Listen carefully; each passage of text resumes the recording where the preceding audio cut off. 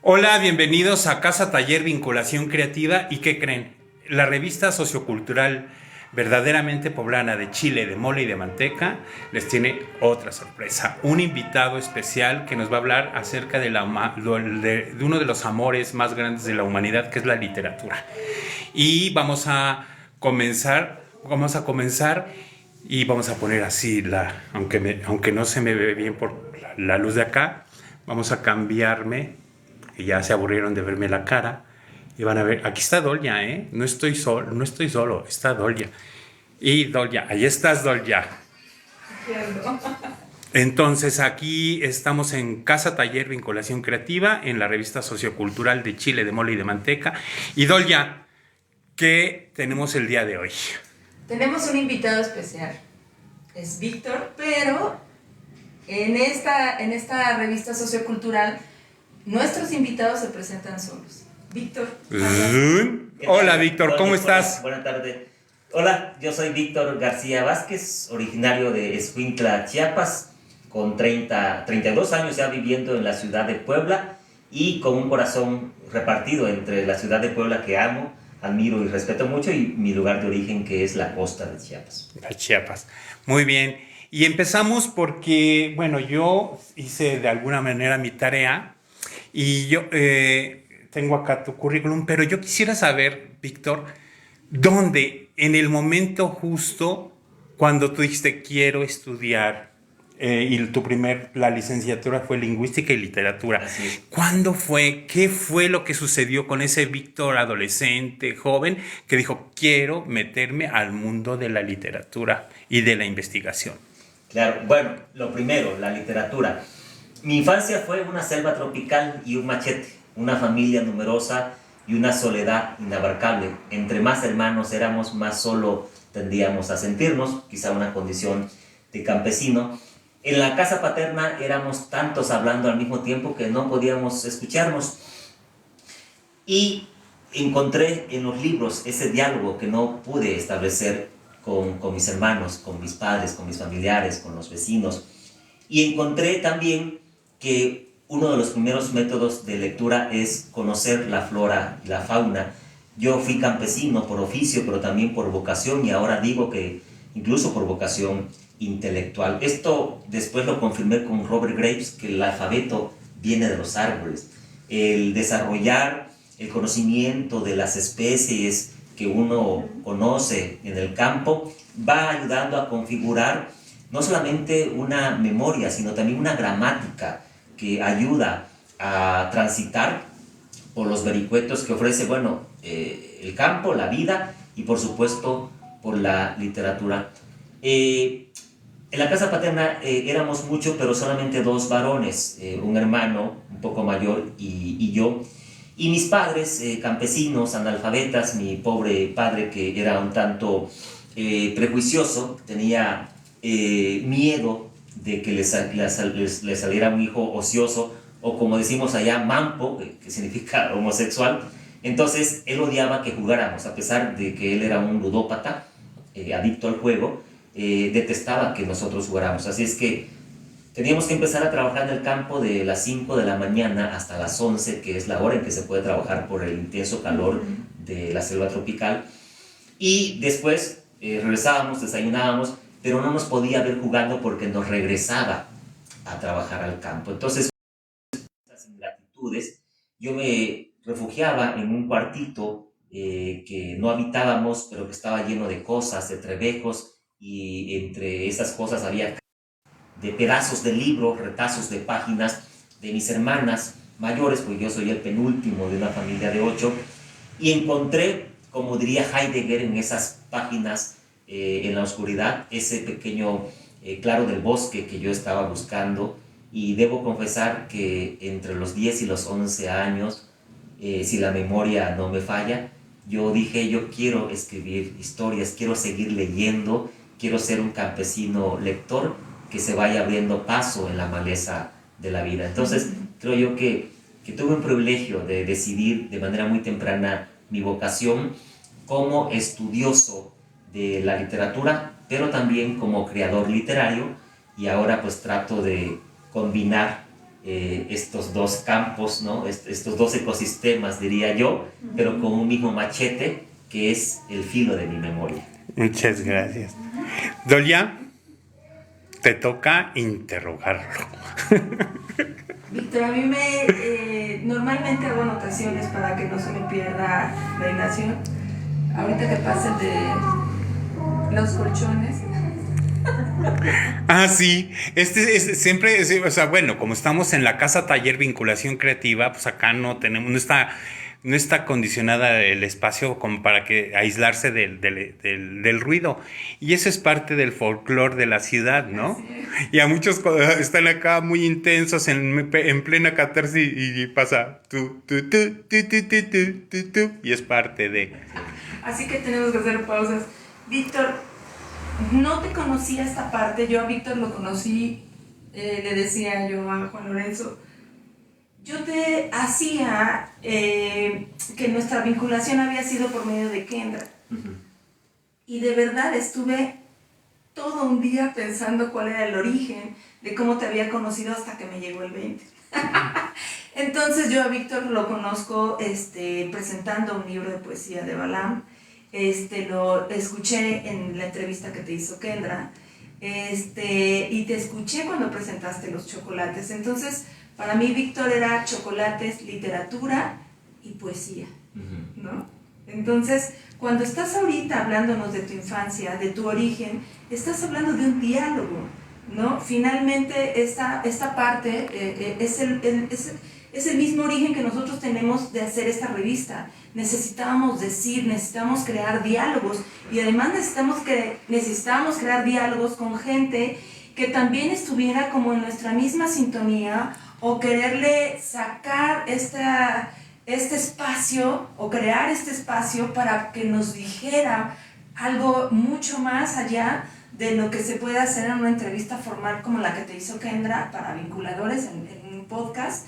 Y ahorita se me antoja así que me digas este diálogo, cómo se ve que lo disfrutas, ¿no? Entonces cuéntame qué significa el diálogo en tu vida cotidiana, en tu vida académica, en tu vida con el chocolate, porque entiendo que quieres rescatar también esta parte. Sí, recreaste muy bien los momentos en que hemos coincidido felizmente, porque yo te admiro, te aprecio. Gracias. Por supuesto, el aprecio a José Luis Naval, ¿no? Gran pintor, gran ser humano. El primer momento en que nos conocimos fue justamente en una plática sobre el chocolate que me invitó el doctor Carrillo en un aula de la universidad, porque debo decir que yo soy chocolatólogo. He dicho que fui campesino en mi infancia, lo sigo siendo como parte de mi vocación intelectual, porque el chocolate, el cacao en esencia, y posteriormente el chocolate, representa en una doble metáfora para mí la semilla de las posibilidades, la semilla de la esperanza. Mi hermano, mi padre y yo cultivamos un huerto de cacao cuando yo tenía 6 años, y ya a los 4 años nos empezó a dar los frutos, siquiera para sobrellevar el día a día.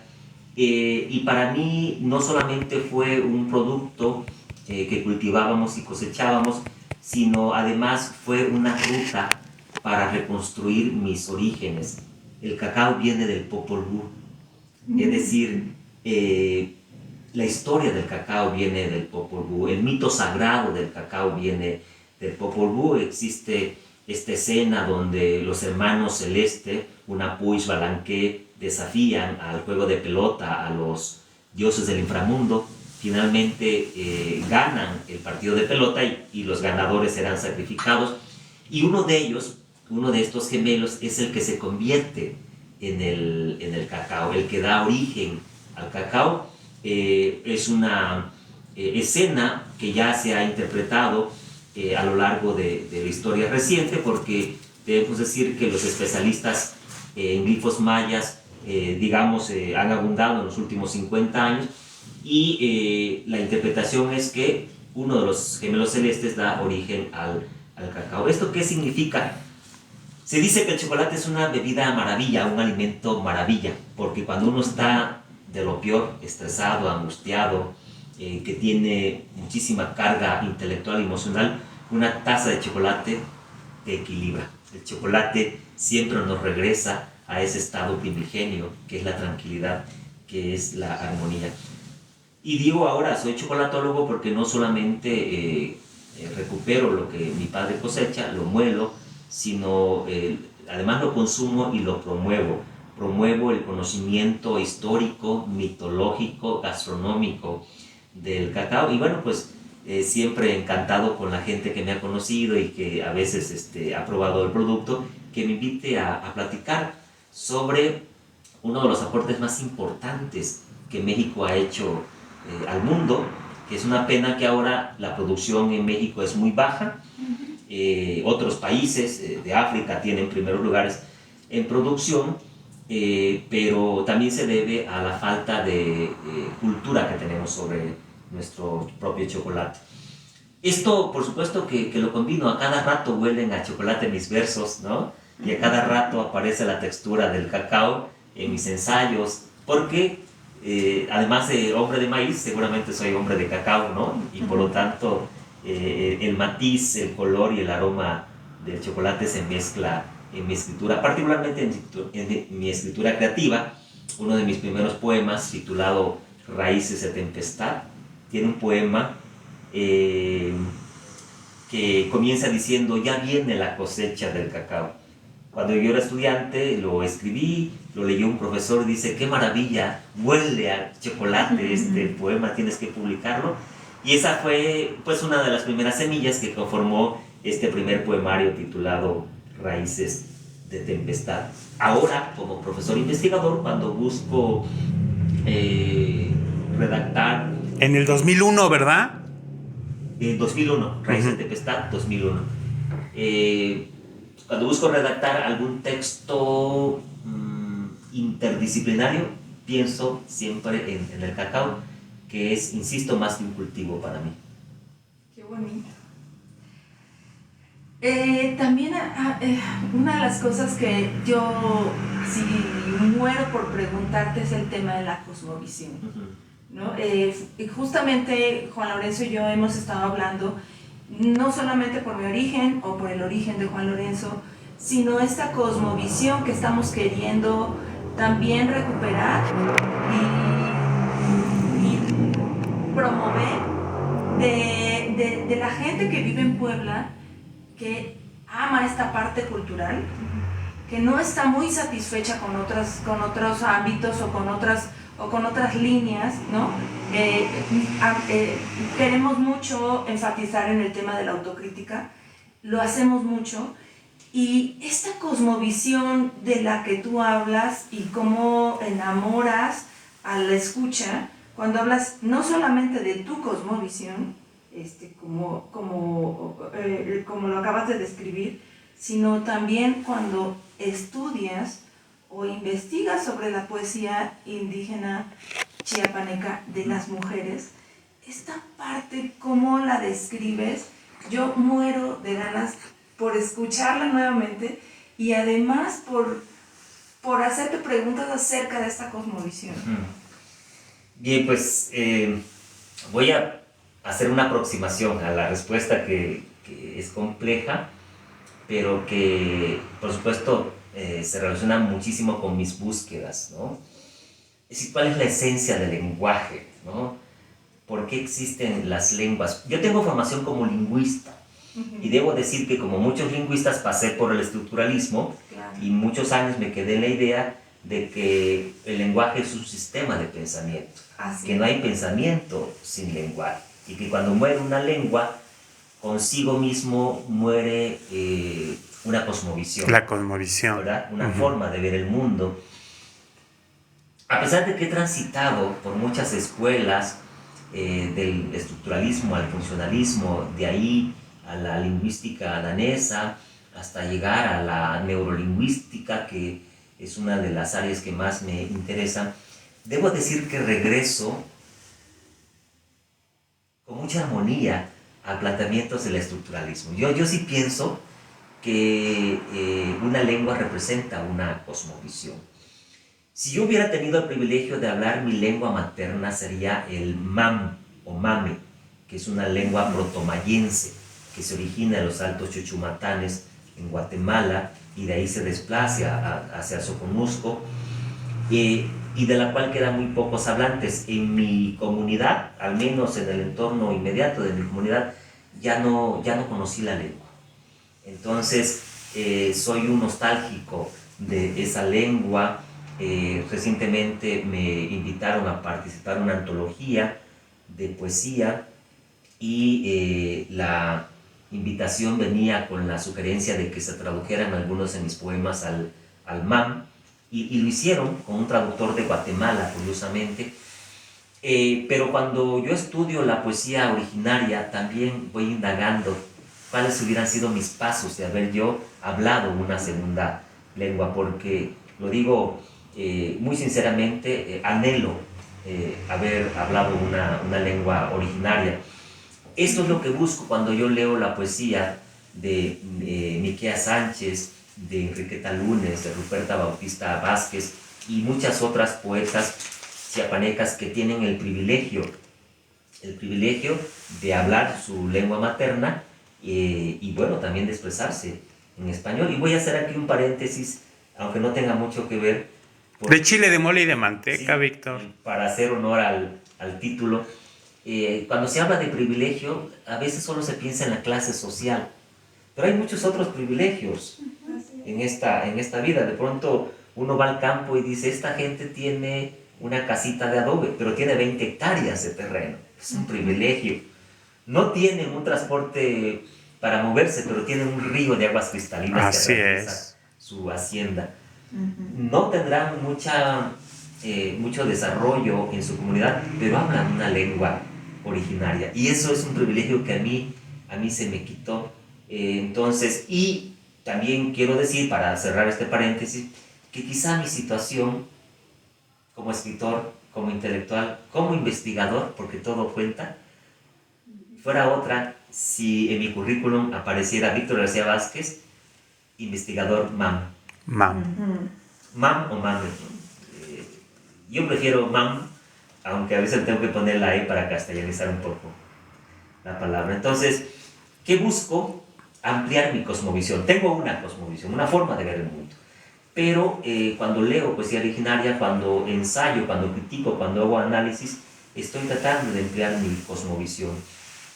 Y para darle sentido a esto, con una palabra, en Tzotzil hay una palabra que es Kuxlejal, que tenemos que darle muchas vueltas para entenderlo en español, pero es algo así como armonía de vida, equilibrio, bienestar. En estos días, si alguien te deseara Kuxlejal, te estaría deseando toda la plenitud y la armonía del mundo. Yo pienso, ¿cómo se diría en MAM? Porque en español no se puede decir sino con muchas palabras.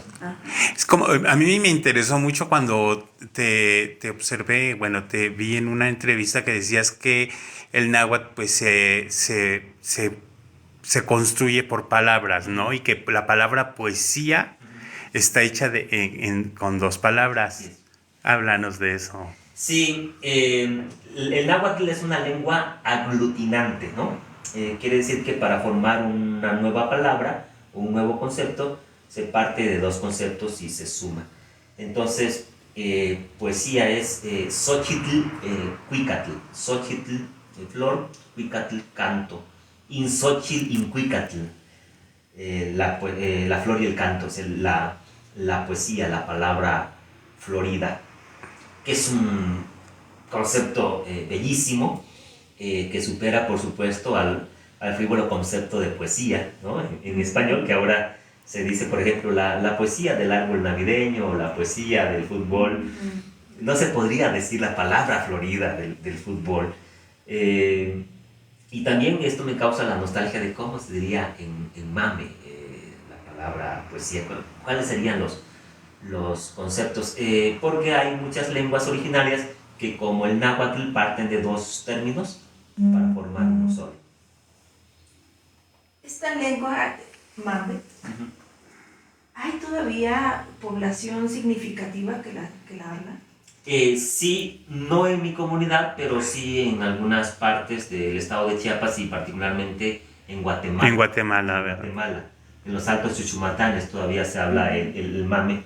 Y yo debo decir que mi privilegio fue de niño haber colaborado con mi padre. Mi padre era bayunquero, es una palabra del español antiguo que usamos ahí en Chiapas. La bayunca consiste en que tú llevas productos comestibles de la costa a la Sierra Madre, básicamente caminando, porque no hay medio de transporte. Salíamos a las 5 de la mañana de Escuintla, llegábamos al Triunfo a las 6:15, y de ahí caminar cargando al hombro pescado fresco o carne, y en las fincas cafetaleras cambiábamos el producto por café. Entonces subíamos cargando la comida terrenal y bajábamos cargando la bebida divina, que es el café. Pero en época de cosecha, justo en estos días de diciembre, los hacendados cafetaleros contratan mano de obra barata, como es su hábito.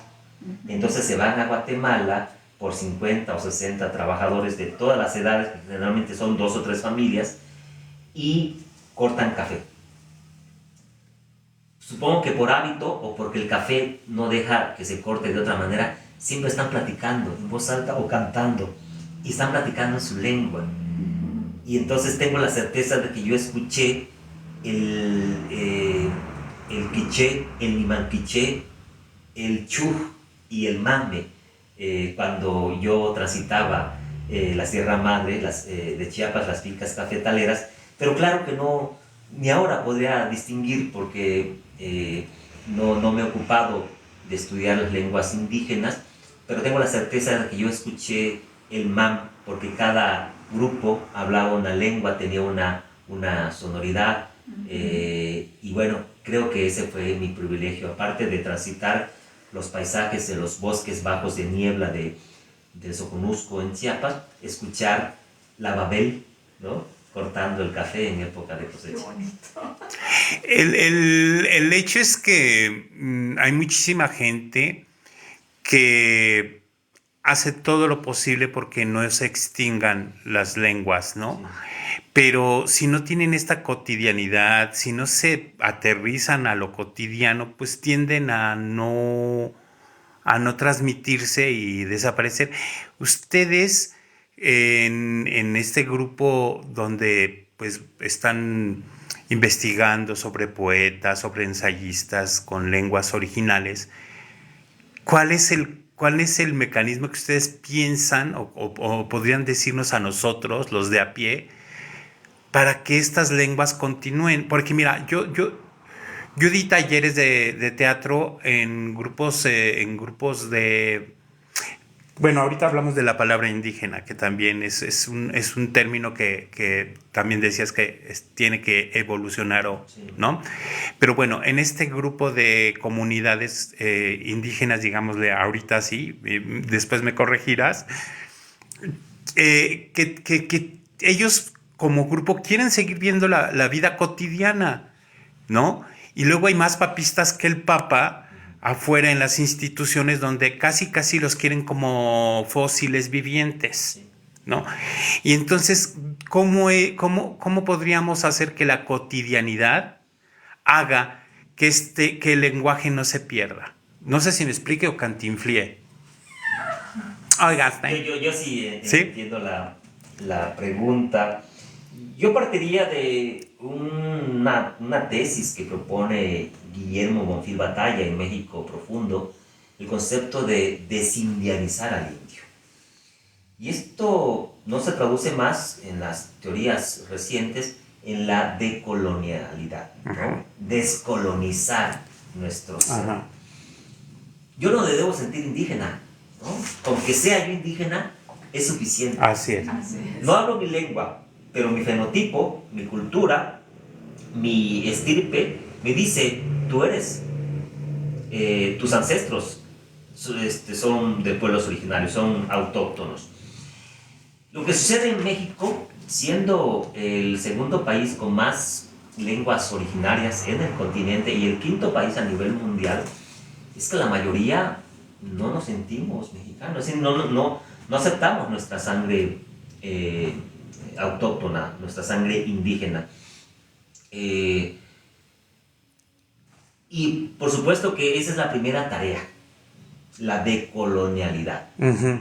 Ahora todo el mundo en estas fechas está festejando, pues lo voy a decir con toda la responsabilidad, aunque sé que esto siempre pone en aprietos, festejan temas que no conocen, que no saben su procedencia. Una de las imágenes más impactantes y que vuelvo a ella en estos días es una imagen de Bansky que hace sobre el nacimiento del niño Jesús. Es terrible, terrible por todo lo que significa, pero también terrible por todas las repercusiones que debiera tener, aunque no tiene, porque lo que celebramos pues es generalmente el discurso mediático, ¿no?, del capitalismo, ¿no? La Navidad Coca-Cola. Exacto. La gente celebra la nieve como si no fuéramos un país tropical. No, y además lo que habíamos platicado, es chistoso cómo hasta en las escuelas lo transmiten este mensaje donde hacen al muñeco de nieve, todo ese rollo. Le decía, sí, y yo una vez le decía a un niño, pues es que hay que ponerle esferas a las palmeras, ¿no? Porque realmente nos mete en una cosmovisión que no es nuestra. Así es. Sí, bueno, lo que tú dices, este ánimo de ver a los indígenas de aparador, ¿no?, y hacer safari cultural con nuestros propios pueblos. Yo rechazo absolutamente el término de pueblo mágico, que no es más que este anhelo de ver, ¿no?, a las personas con ese término muy del centro del país, ¿no?, como inditos. Exacto, ¿No? Exacto. Como si fueran indígenas de aparador. Voy a comer una vitrina. Exactamente. Y no, tenemos que despojarnos de esto y regresar a nuestra esencia, que es lo mexicano. Esa sería una forma de limitar el lingüicidio que se está dando, ¿no?, la muerte de las lenguas. El tema de la reducción de las lenguas es un fenómeno que también tiene que ver con la explosión demográfica. Los ladinos o caxlanes, como nos dicen los hermanos tzotziles y celtales, tendemos a acaparar todo, a destruir, somos depredadores. Ese es el término, somos depredadores. En cambio, los pueblos originarios preservan nuestra riqueza cultural y nuestra riqueza biológica. Las reservas de la biosfera, al menos en Chiapas, la Encrucijada, el Triunfo, la Sepultura, se mantienen, bueno, la selva lacandona, por supuesto, se mantienen en gran medida gracias al trabajo comunitario de los pueblos originarios. No son proyectos estatales y tampoco son acciones políticas de profesionistas, son acciones comunitarias. Entonces, el agua, los recursos naturales que están en manos de nuestros hermanos de pueblos originarios están mejor cuidados. Por lo tanto, yo creo que los investigadores hacen poco, podemos hacer poco. Tenemos que justificar cuando redactamos un proyecto, cuando metemos una solicitud y hablamos de qué impacto va a tener nuestro trabajo, pero en esencia es mínimo. Y yo me atrevo a decir que no solamente en la lingüística, en general, en todas las áreas, aunque aparezcan estadísticas y números esperanzadores, pero cuando uno va a la comunidad dice, aquí no ha habido un antropólogo en toda la historia de este pueblo, no ha habido un etnógrafo, no ha habido un lingüista. Entonces yo creo que, reitero, para dejarlo en una sola expresión, la primera condición es la descolonización, ¿no?, intelectual. Hablaste de la parte académica.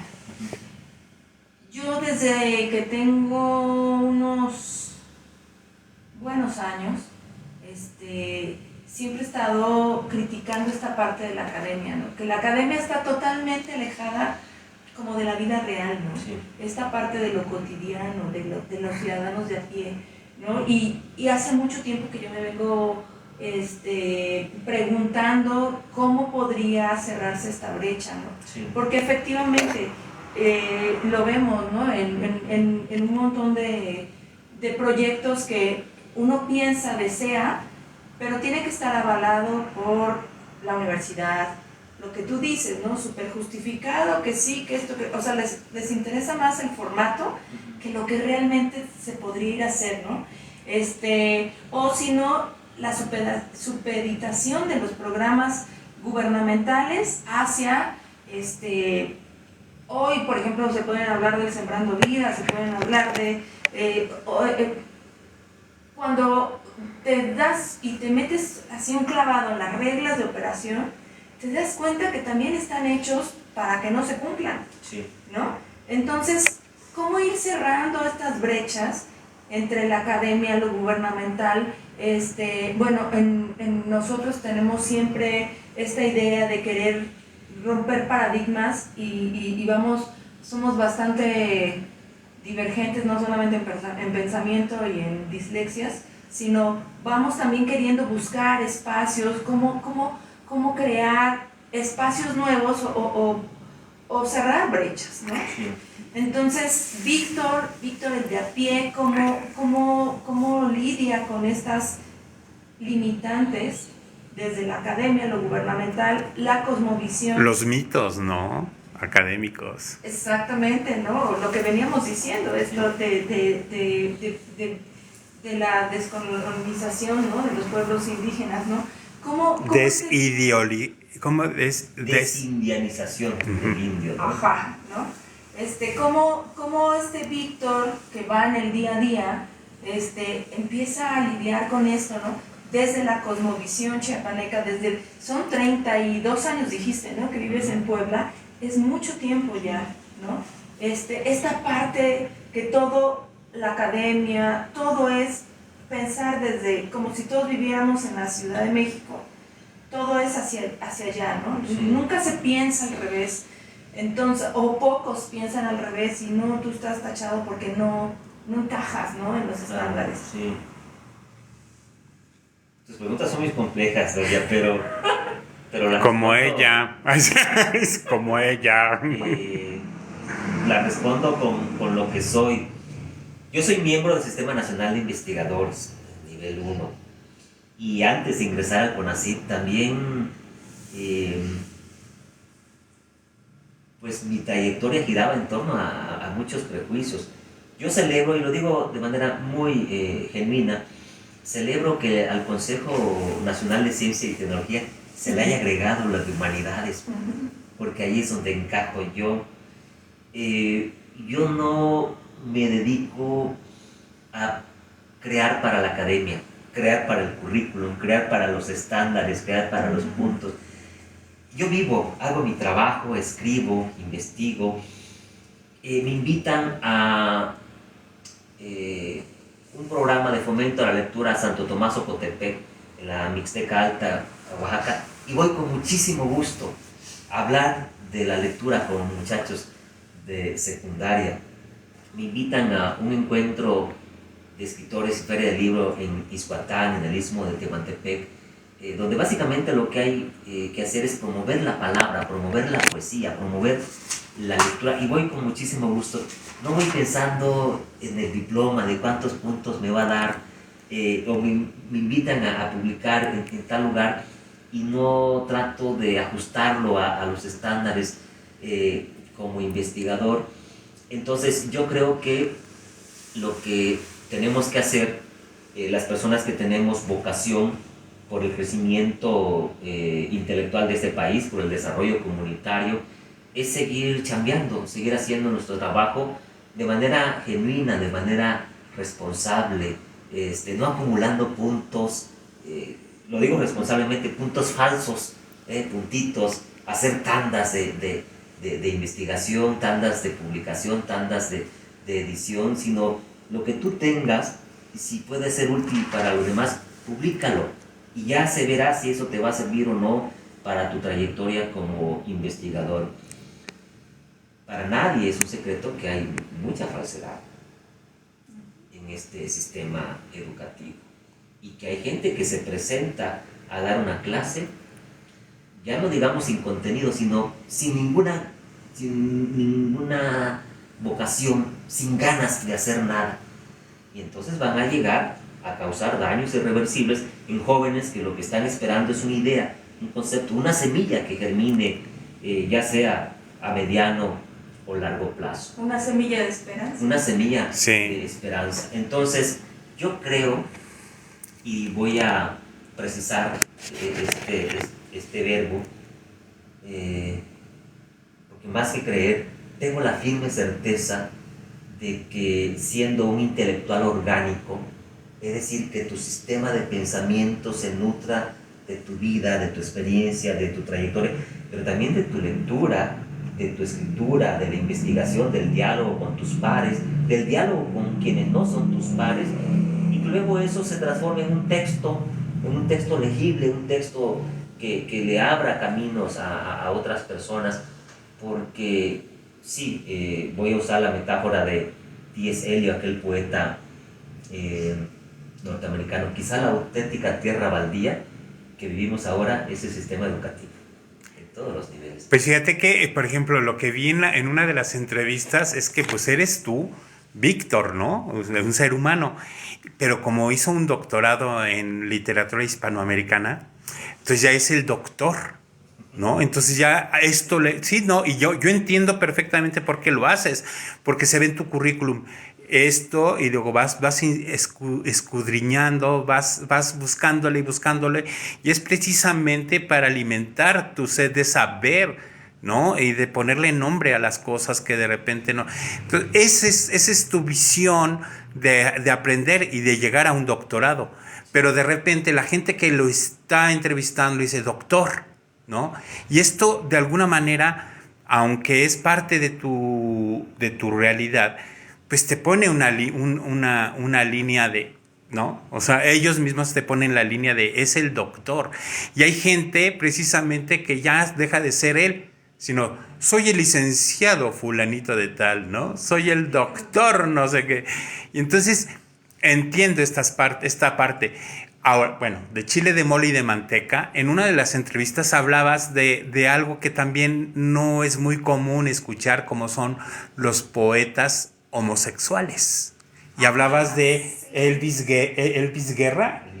Elvis Guerra, platícanos de él.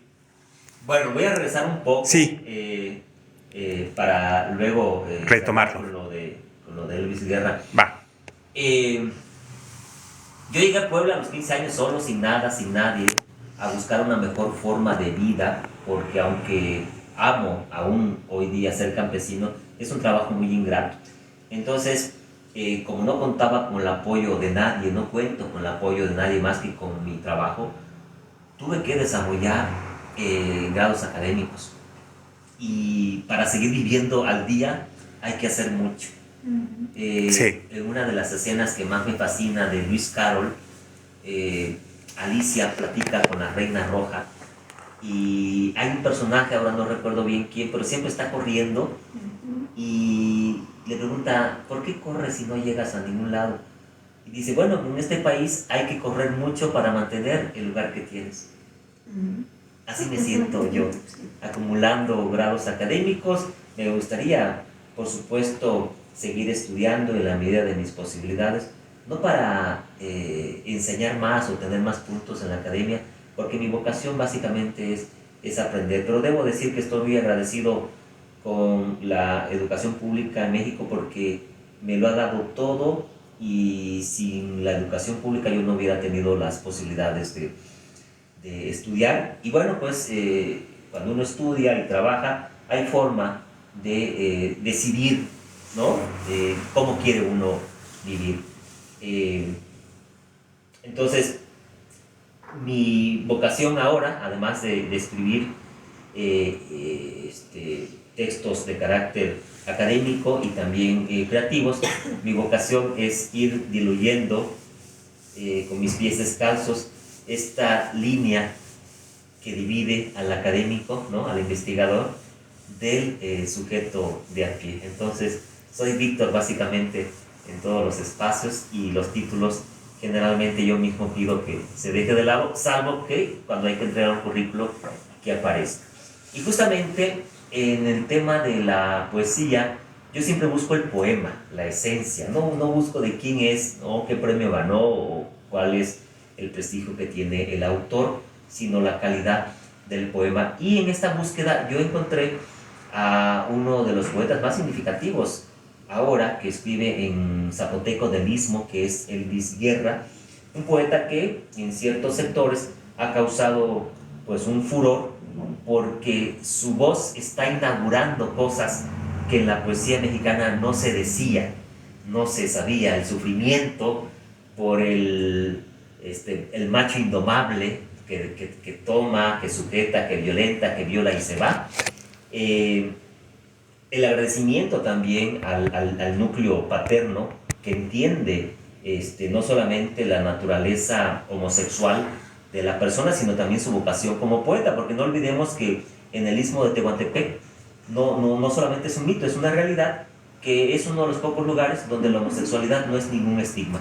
Al contrario, está bien visto que a una familia le surja un hijo mushe, ¿no? ¿verdad? Porque se va a quedar en casa, es hacendoso y siempre van a tener los padres un ingreso porque el hijo trabaja. Elvis Guerra es un muchacho genial, es diseñador de alta costura, hace unos trajes bellísimos, trajes típicos, digamos que tiene tiene ya clientes, tiene ya una fama, un prestigio muy reconocido, y como poeta pues ha hecho eco en España, ¿no? Fuera de México, que eso no es fácil para todos los poetas, porque me parece que es muy genuino, muy auténtico. La poesía homoerótica en México ha sido grandiosa. Javier Viurrutia, por ejemplo, era un gran poeta homosexual. Un paisano mío que yo aprecio mucho, Juan Carlos Bautista, autor de Lenguas en Erección y Cantar del Marrakech, es un gran poeta, un mampazo decimos en Chiapas, porque en Chiapas mampo es homosexual, pero mampazo es alguien, un mampo que destaca, ¿no? Entonces Juan Carlos Bautista es un mampazo. Y Elvis Guerra no es un mampazo porque no es chiapaneco, pero sí es un mushe respetable. Hay que leer sus obras, hay que entender su poesía, y también hay que, yo esto lo promuevo, hay que tratar de entender la historia de las mentalidades a través del poema. Justo ahí quería llegar. Ya estás. Es una pregunta que desde ayer que hicimos trabajo de mesa, Juan Lorenzo y yo, dije, esto es lo que yo le quiero preguntar. Cuando tú entras en la poesía de las mujeres chiapanecas, hablas también del tema de la corporalidad. Mi hermana decía hace un rato, ¿cómo tú, Víctor, hombre masculino, se interesa por la poesía de una mujer, ¿no? Y tú cómo lo trasladas a tu vida cotidiana en pareja? Sí, bueno, el tema de la corporalidad, me interesa mucho el cuerpo y la corporalidad. Yo creo que la poesía, antes que el diálogo con el otro, es el diálogo con uno mismo. Claro. Y en Occidente, uno de los tabúes más imponente es el cuerpo. Uno no puede hablar con su propio cuerpo. Uno no puede ni siquiera ver a su propio cuerpo sin cierto pudor, pero que celebres el cuerpo. Hay un poema de Miquea Sánchez que celebra el cuerpo masculino-femenino en ella, ¿no? A mí me deslumbra. Por supuesto, las nuevas teorías que existen de la corporalidad, Silvia Federici, que es una gran estudiosa, o una feminista maya, Lorena Capnal, que ella plantea el tema del acuerpamiento, ¿no? Dice que el cuerpo es nuestro territorio y que justo como actúa el territorio, debe actuar el cuerpo siempre a favor de la identidad de la persona. Por ahí tengo un artículo yo donde hablo justamente de la reinserción del cuerpo a la identidad de la persona, hablando de una escritora que se volvió escritora dentro de la cárcel, una periodista sonorense que pues, cometió un delito grave, le metieron 20 años y adentro no le quedó más que volverse escritora. Pero es interesante lo que menciona, porque entra ella, como deben entrar todos a un penal femenil, con miedo, con incertidumbre, pero luego va dejando que el cuerpo solito recobre su identidad. Bueno, ya imaginamos ahí todo lo que puede pasar en una cárcel de mujeres frente a la soledad, el olvido de los familiares y demás. Los temas que guían nuestra lectura y también nuestras investigaciones siempre tienen un principio doméstico, ¿no? Siempre parten de la alcoba, siempre parten de tu hogar, cuando son auténticos, cuando son genuinos. Entonces, cuando yo dialogo con las poetas mujeres que hablan de su cuerpo, también estoy dialogando conmigo mismo, quizá con mi pareja, ¿no? Con mi mujer, que es el ser humano más admirable que conozco porque me soporta y me ha soportado durante muchos años, pero también porque es mi primera lectora. Casi siempre, aunque ella me dice, yo no entiendo esas cosas, siempre es la que lee mis primeras notas, mis primeros libros, porque si hay algo que yo defiendo es que hay que ser auténtico en lo que uno escribe siempre, porque se puede crear mucho artificio, hacer acrobacia verbal y practicar suertes de mago de la palabra, pero hay que escribir siempre con lo que se es, con la vida, ¿no?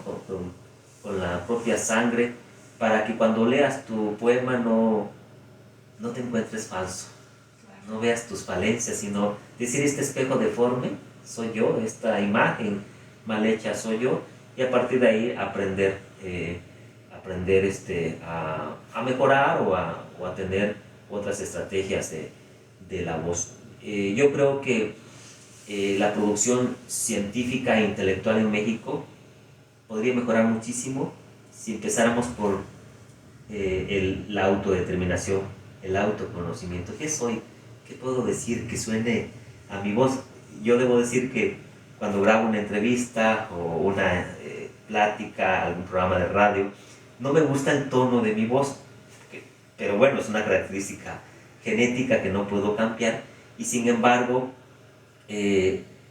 reconozco que la esencia de esa voz soy yo, es mi identidad, y hay alguien dentro de mí que está hablando y que me limita a veces de los nervios, de la incertidumbre, de las inseguridades. Así es que, volviendo a la pregunta, cuando entiendo o trato de entender la corporalidad en la poesía de las mujeres que escriben particularmente en lenguas originarias, estoy tratando de entender el diálogo conmigo mismo.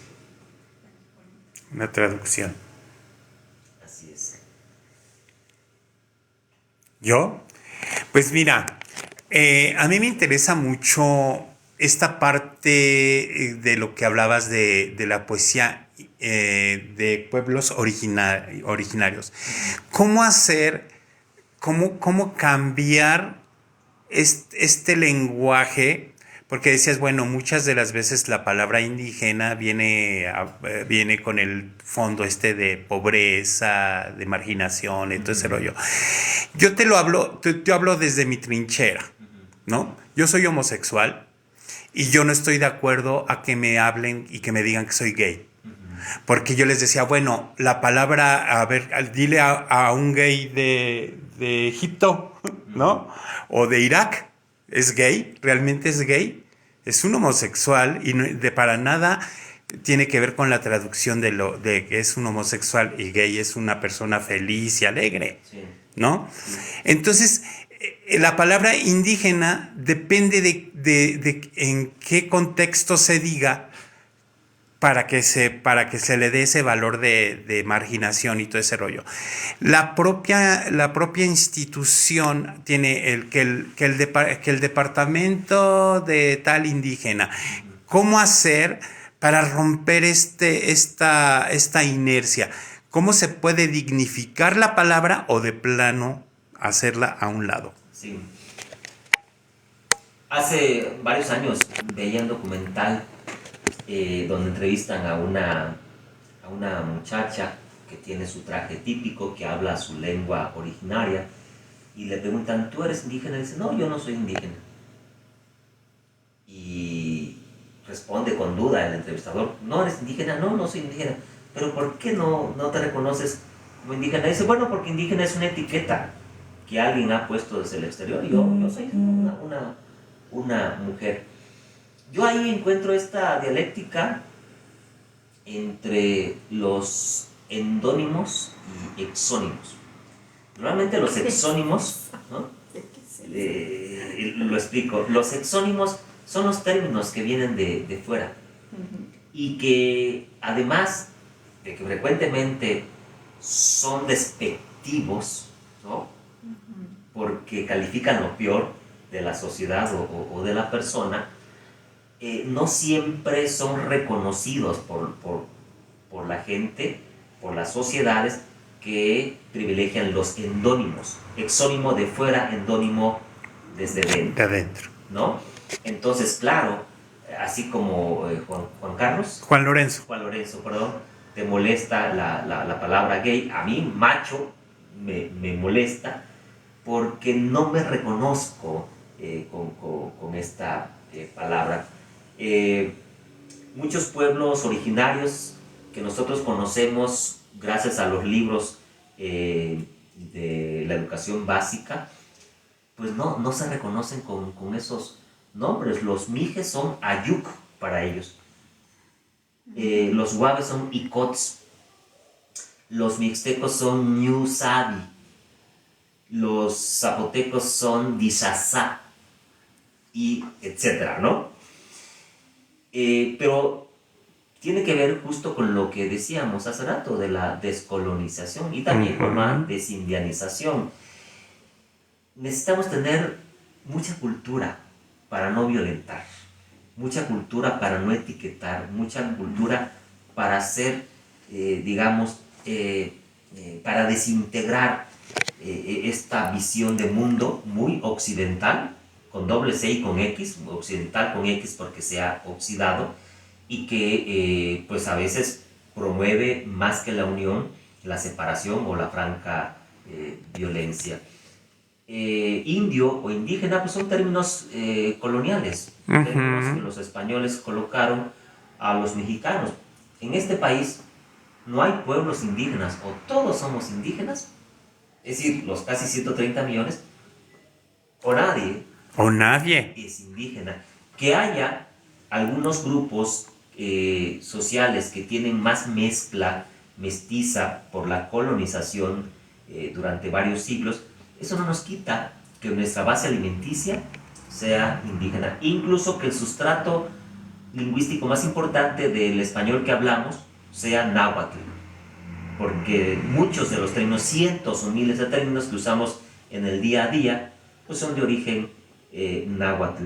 Pero es lo que la mayoría no quiere aceptar, ¿no? Que somos un pueblo indígena. Cuando se hace algún discurso o se saca alguna estadística, México aparece como un país indígena, que eso somos, pero como es una etiqueta de fuera, no la debiéramos aceptar. México es un país originario, un país donde al menos el 10% de la población habla su lengua, y más mexicanos debieran hablarlo, pero bueno, ha sido,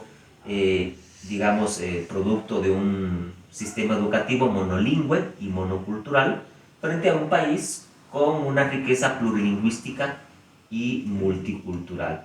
De tal manera que al indígena no se le debe decir indígena porque es una forma de discriminarlo, como al hombre decirle macho es una manera también de violentar, porque macho es una actitud, ¿no? Macho es un momento, es un evento.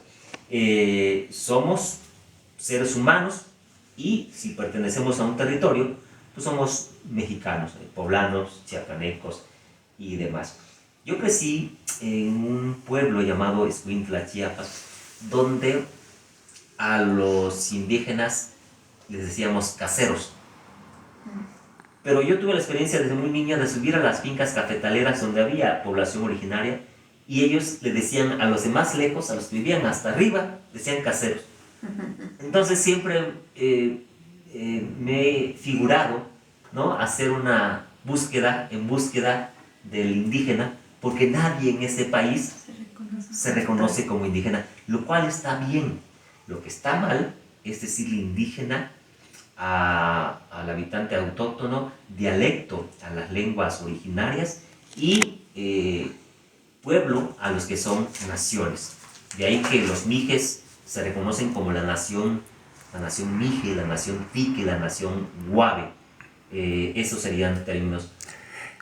Pero reitero la expresión que usted hace rato, hay que tener muchísima cultura pues para empezar deslindar. A deslindar. Exacto. Oye, y ahorita que te tenemos aquí, quisiera que me explicaras, me dijeras, porque hablabas de lenguaje y dialecto. ¿Cuáles son los puntos para decir este es un lenguaje y este es un dialecto? Claro. Sí, preciso, lengua y dialecto. Ajá, sí. Lengua y dialecto. Todas las lenguas tienen variaciones geográficas, variaciones sociales y variaciones individuales. Entonces, toda lengua tiene un dialecto, un sociolecto y un idiolecto, ¿no? Muchas de las lenguas que ahora se hablan en el mundo surgen como dialectos. Dialecto significa variantes regionales. Variantes regionales de la lengua. El español era un dialecto del latín. El latín dio origen a 10 lenguas. Entre ellos el francés, el portugués, el rético romano, el dálmata, el francés, etc. Y poco a poco, no solamente la evolución de los países, sino las propias necesidades políticas fueron logrando que esos dialectos se convirtieran en lenguas. Lo mismo sucedió también con varias de las lenguas originarias que ahora conocemos, que tienen un mismo tronco común, una misma raíz. Ahora bien, dentro del español hay varios dialectos. Está el dialecto mexicano, el dialecto colombiano. Dentro de México hay también varios dialectos. Entonces no es lo mismo el español del norte que el del sur o el de la península de Yucatán. Entonces esas variaciones, pongo por ejemplo el caso de 2 palabras simplemente. La palabra semita en Puebla no es lo mismo la palabra semita que en Sonora o en Chiapas. En Chiapas la semita es un pan de piloncillo. Acá es una suerte de bolillo para rellenar, ¿no? Eso es una variante dialectal. En Puebla frecuentemente usamos la palabra arrimar con doble sentido, acercar y alejar, ¿no? Arrímate tantito, así. O arrímate para allá. Ajá. Entonces, es una variante dialectal. El náhuatl no puede ser un dialecto porque no es una variante dialectal del español, pero el uso de la palabra dialecto tiene una carga despectiva, ¿no? Es decir, no llegan ni a lengua. Es un dialecto. Es un dialecto. Dentro, claro, de las propias lenguas originarias hay variantes dialectales. Por eso es complejo estudiar el zapoteco, porque hay un zapoteco del Istmo, un zapoteco de valles centrales, ¿no? Un zapoteco de la Sierra Sur, que tiene un mismo origen como el español, pero variantes regionales, donde una palabra puede cambiar de significado o su pronunciación, etc. Para empezar a reivindicar el valor de los pueblos originarios, habría que reconocer que sus lenguas son lenguas y no dialectos. Y no dialectos. Son terminologías que venían en los libros de educación primaria. Y otra cosa que aprovecho aquí precisar, Juan Lorenzo, es que en México el español es una lengua que se habla de facto y no de jure. ¿Cuál es la diferencia? Una lengua que se habla de jure es que por derecho, por ley, se debe hablar esa lengua. En español, por ley, no debemos hablar español. Es de facto, si lo hablamos de hecho. Por lo tanto, el español no es un idioma. ¿Cuál es la diferencia entre lengua e idioma? Idioma es la lengua oficial de un país, de un pueblo. México no tiene un idioma.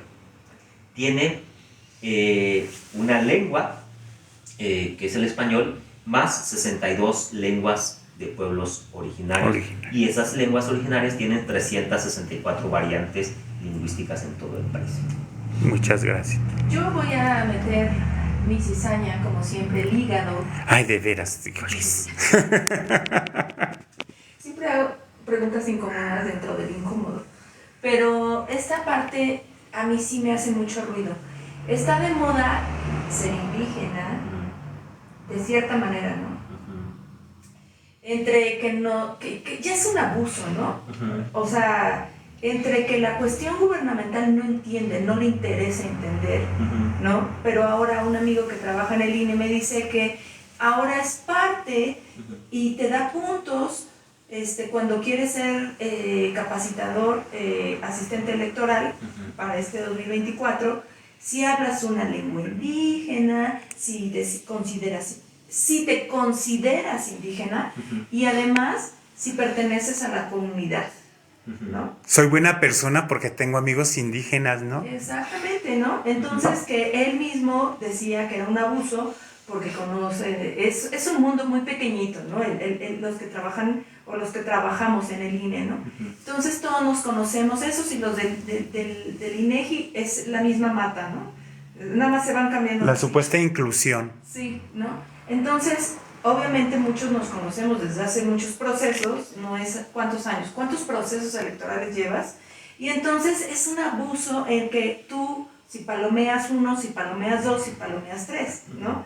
Esta parte también incluso que una candidata, aquí voy a meter cuestiones de política, que una candidata se autodenomine indígena y que se vista con cuestiones que aparentemente son tejidos indígenas, ¿verdad? Porque le quiere hacer el contrapeso a la otra, ¿no? Claro. Pero además la otra cosa es que busca el tinte color castaño 13, ¿no?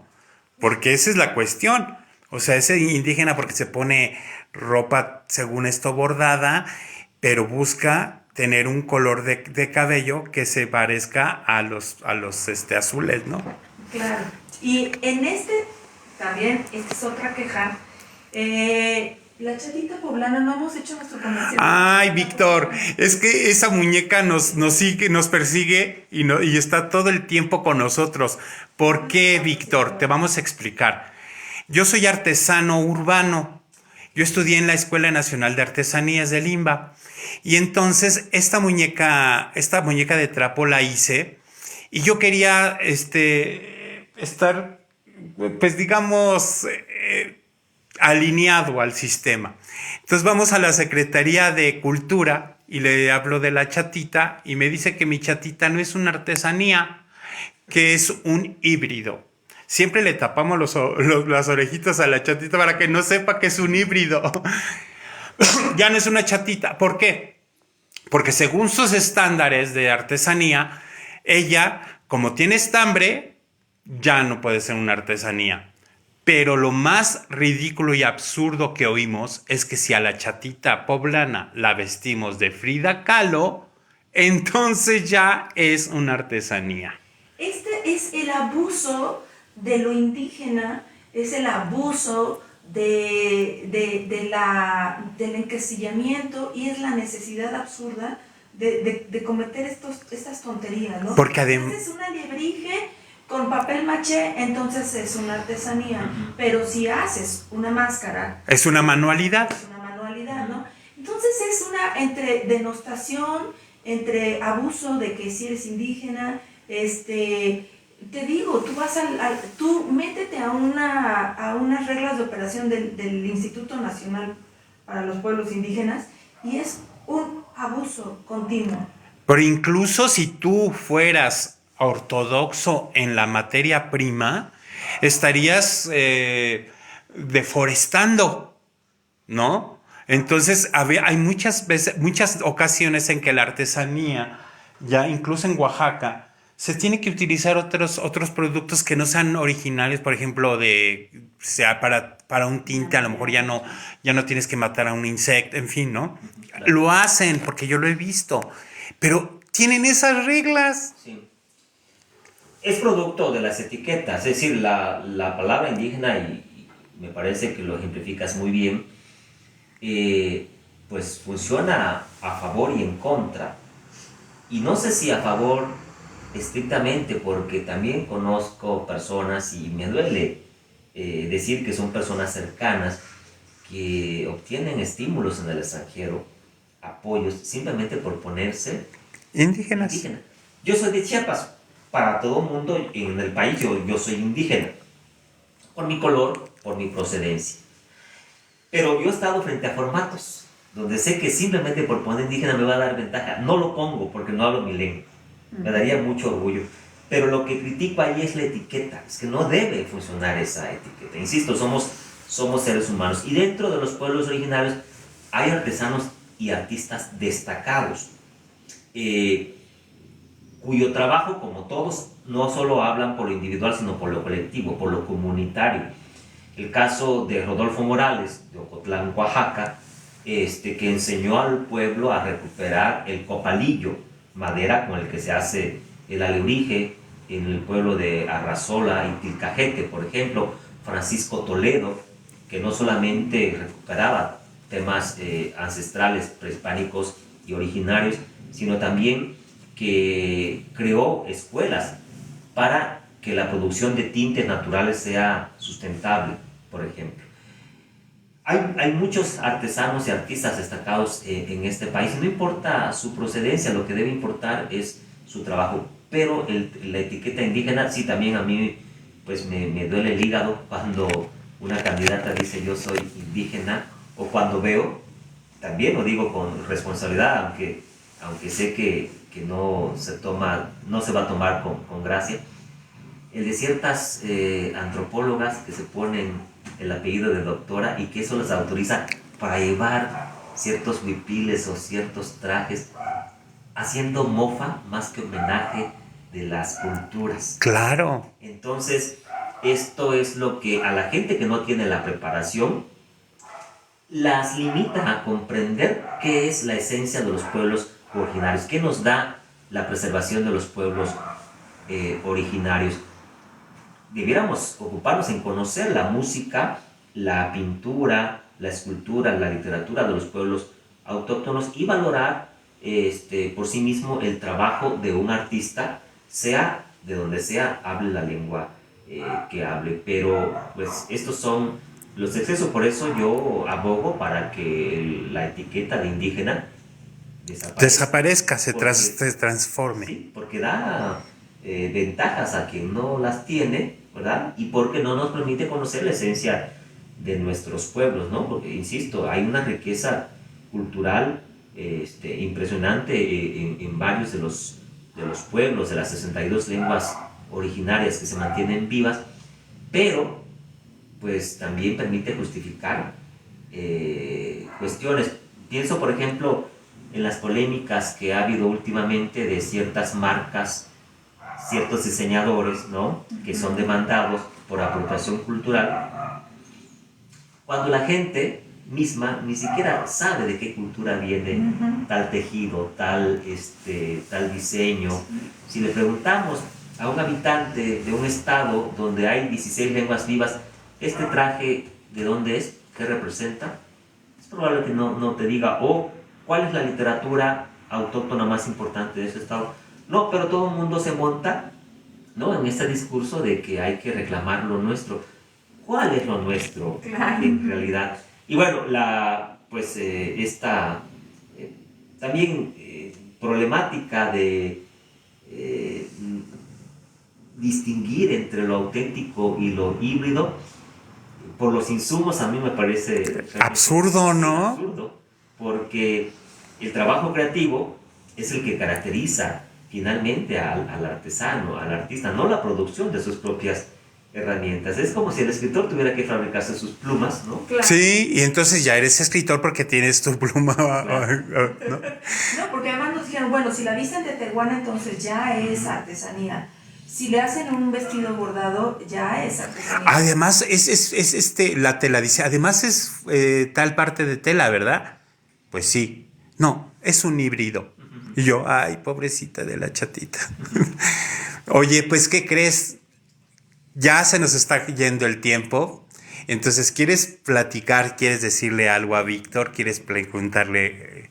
Mira, yo creo que Víctor lo vamos a tener que invitar otra vez. Ay, sí. No, con gusto. Se me quedaron así un Las montón de veces que preguntas quieran, con que gusto. fui anotando y después dije, no, está perfecto como va, ¿no? Porque también hay otra parte que nosotros manejamos que se llama política para principiantes. Y hablaste, o sea, si no puedes quitar la parte política de la realidad que estamos viviendo. Sí, no. Entonces, sí, yo te invitaría, no para este año, sería para el otro, en una segunda.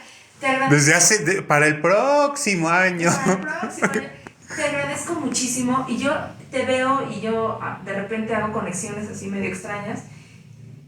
Y es alguien que te tengo que presentar que se llama Zenén Ceferino. Tendrás que Veracruzano. conocer. Sí. Sonero. Sonero. No, los cocolites, no. Es que ha tenido un montón Lo de admiro, ocupaciones. sí, Ay, qué bueno, lo Zenén conozco. Ceferino. Pues es amigo de Dolia y Los campechanos tampoco ay, se me va ahora. Sí, como no, yo soy, me gusta mucho el son jarocho y conozco el trabajo de Zenén Ceferino, un gran poeta del son y un intelectual de campo admirable. Exactamente, entonces a mí se me antojaría mucho, yo no sé, Juan Lorenzo, si a ti se te antoje tenerlos juntos.